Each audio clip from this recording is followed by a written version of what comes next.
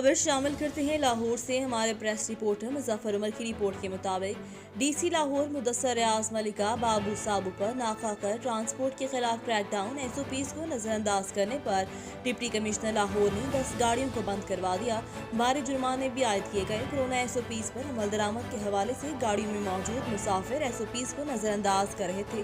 DC Lahore की हिदायत पर फौरी तौर पर बाबू साबर गाड़ियों को चेक करते हुए नाका कायम कर दिया गया। सेक्रेटरी RDA DO लारी अड्डा और जिला इंतजामिया लाहौर के अफसरान मौजूद होंगे जो कि मुसाफिर गाड़ियों में SOPs पर अमल दरामद को यकीनी बनाएंगे। मुजफ्फर उमर, जियो पाकिस्तान न्यूज़, लाहौर।